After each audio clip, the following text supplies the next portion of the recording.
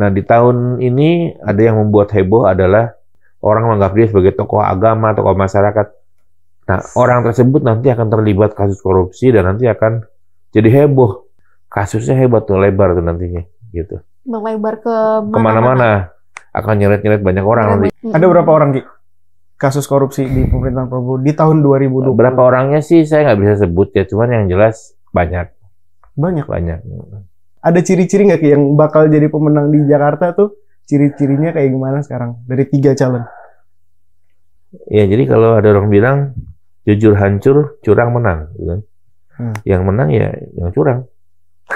Menang bermasalah jauh lebih baik daripada kalah terhormat. Pemerintahan masa lalu yang sebelum sekarang, walaupun masih ada cawe-cawe, tapi tidak bisa mengatur sampai bagaimana dengan pemerintahan yang baru ini. Karena yang pemerintahan yang baru kelihatannya lebih tegas, kuat juga, dan kemudian juga memang mendapatkan banyak dukungan, bukan cuma dari Indonesia tapi dari negara-negara di luar.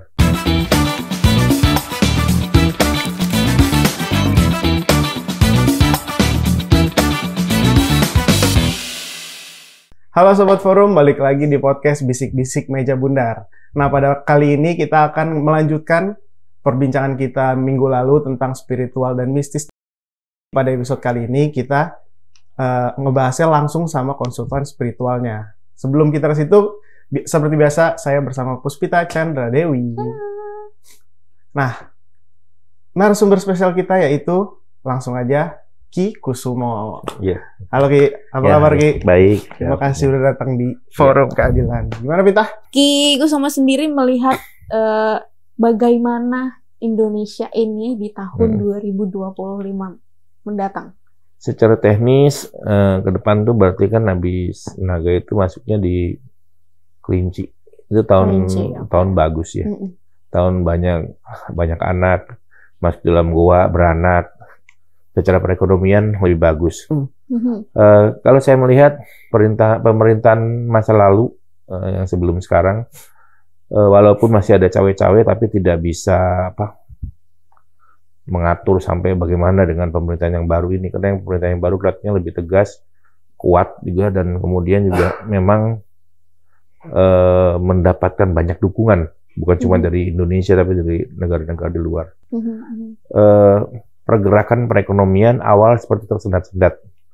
Tapi ke depan setelah itu akan ada banyak perbaikan-perbaikan yang signifikan. Ada beberapa perbaikan yang tadinya secara mendasar itu sulit mendapat perbaikan, terjadi perbaikan di tahun ini dan ke depan. Di kepemimpinan Prabowo Subianto sekarang, ini Indonesia nih akan jauh lebih baik dari pemerintahan sebelumnya atau baik buruk itu relatif ya, karena banyak sekali satu hal yang disebut sebagai keberhasilan ternyata buat lawannya juga belum keberhasilan. Banyak juga yang disebut sebagai ketidakberhasilan tapi sebenarnya bagi masyarakat adalah sebuah prestasi. Hal ini adalah satu hal yang selalu bergulir. Banyak cerita-cerita yang sepertinya ketidakpahaman tapi membuat satu opini, kemudian opininya melebar. Di tahun ini akan banyak seperti itu, banyak opini-opini salah, banyak perkembangan yang berkaitan dengan prediksi-prediksi yang nggak benar. Tetapi yang saya lihat tahun ini sebetulnya, karena itu unsurnya kayu terjadi banyak pencerahan. Karena unsurnya kayu terjadi banyak kehidupan baru. Manakala air masuk, kayu itu akan tumbuh. Akan bertumbuh, berkembang, menjadi bunga, menjadi buah, seperti itu. Jadi secara teknis, banyak tokoh-tokoh baru yang akan muncul, yang akan memperkenalkan Indonesia, yang akan membuat harum. Tadinya biasa menjadi pebisnis hebat. Tadinya biasa jadi pemilik pabrik seperti itu. Di tahun ini tuh tahun yang sebetulnya kalau kita mau ngapa-ngapain dan mulai usaha tuh bisa dicoba. Itu akan jadi baik. Nah, di pemerintahan Prabowo di 2025 besok, Ki, apakah ada fenomena besar yang terjadi di pemerintahan gemuknya sekarang ini? Ya, kalau dikatakan gemuk, ya pasti gemuk ya. Kita berharap semuanya bisa menjadi gemuk ya. Jadi bukan cuma pemerintahannya yang gemuk, tapi juga tentu masyarakatnya bisa gemuk-gemuk. Bukan berarti gemuk tambun, tapi gemuk dan sehat. Nah, kalau gemuk dan tambun, waduh, kayak saya nih. Ada fenomena besar yang terjadi di pemerintahan Prabowo? Ya, tentu saya masih melihat peristiwa-peristiwa, namanya gini ya, orang mengambil hak orang itu salah.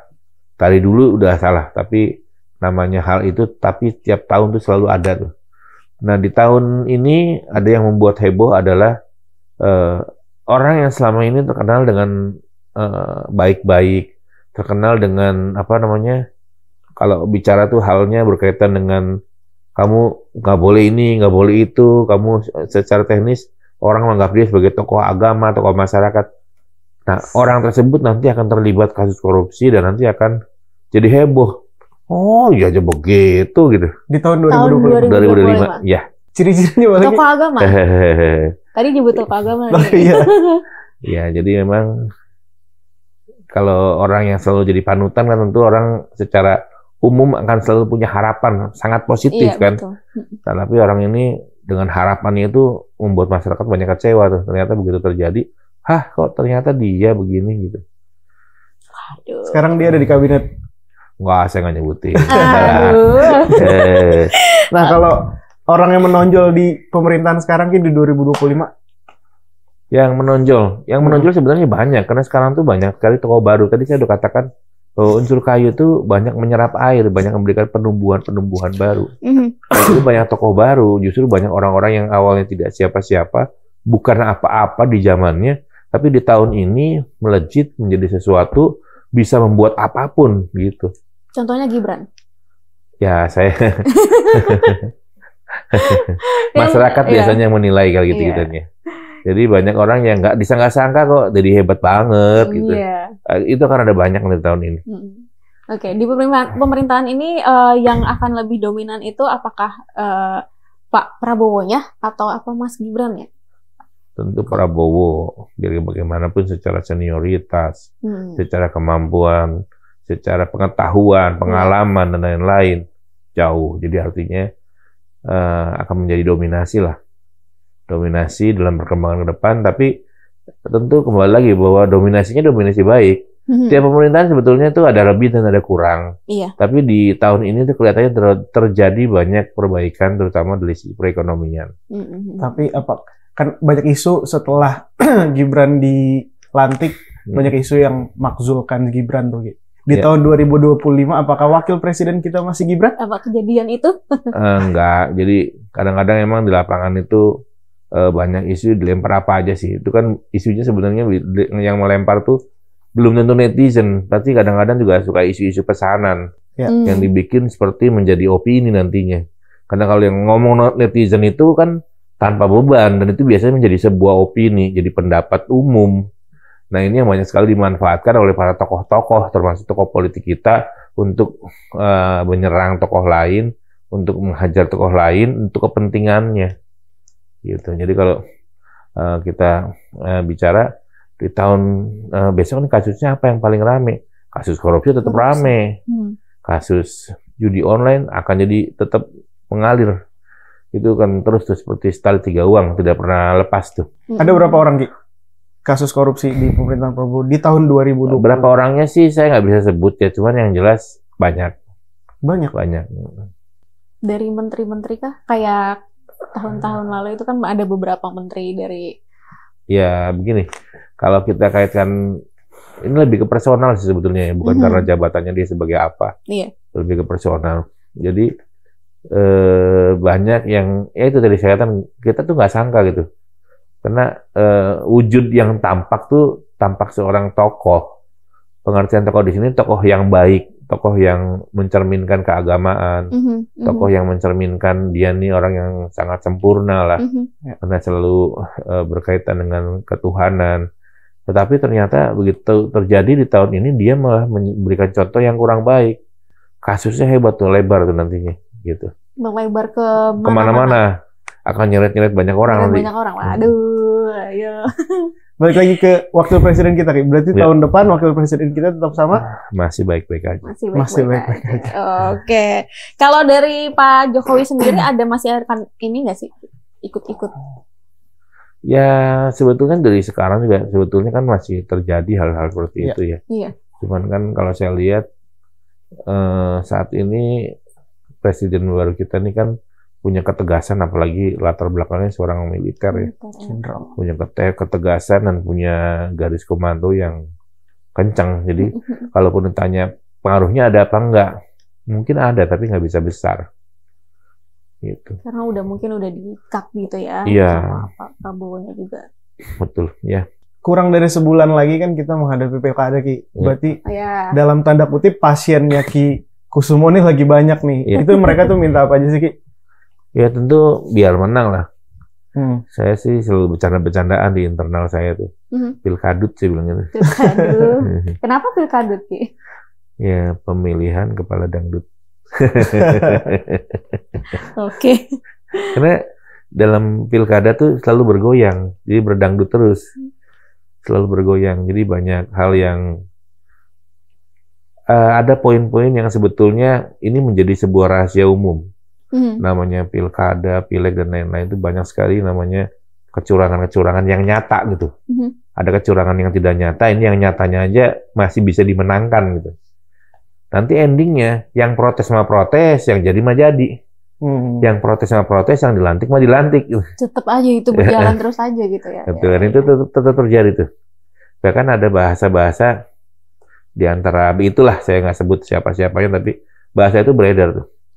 Lebih baik menang bermasalah jauh lebih baik daripada kalah terhormat. Waduh. Itu akan ada lagi di pilgub nanti gitu, di pilkada nanti gitu berarti ya? Ya, kita kan untuk melakukan satu hal yang berkaitan dengan pemilihan-pemilihan seperti itu kan akan ada banyak manusia. Iya. Mungkin saya bicara, kamu nggak boleh curang ya. Ya kan sama dia kan. Masanya banyak, kita nggak tahu. Bener. Dalam teknis pekerjaan itu berjalan, bergulir kan kita nggak pernah ngerti tuh terjadi apa tuh.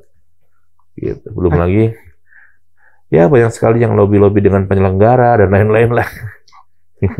Nah, kan di pilkada tuh paling ramai biasanya pilkada yang paling ramai itu di Jakarta. Ya.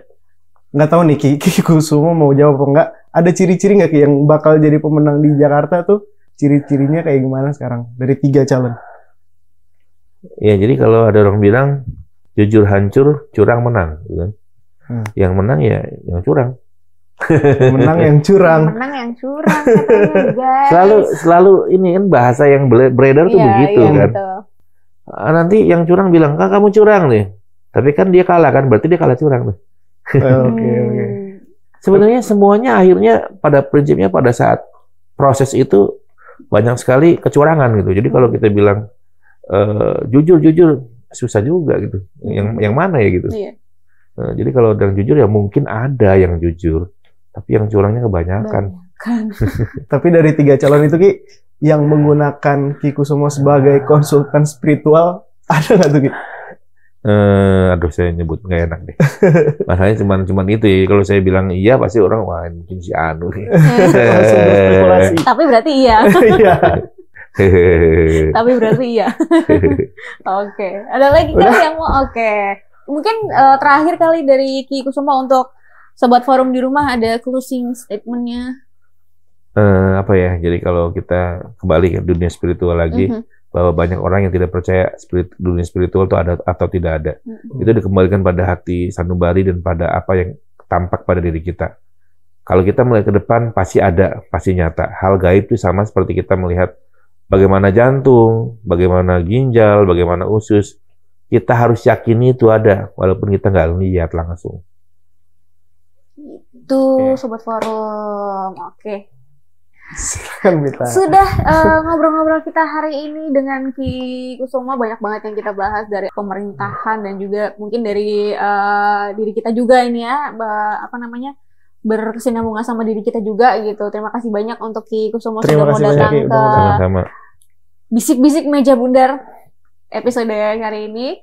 Jangan lupa untuk terus nonton Bisik-Bisik Meja Bundar episode-episode berikutnya dengan narasumber kita yang asik-asik lainnya. Terima kasih Sobat Forum. Sampai jumpa. Terima kasih Ki. Terima kasih Ki.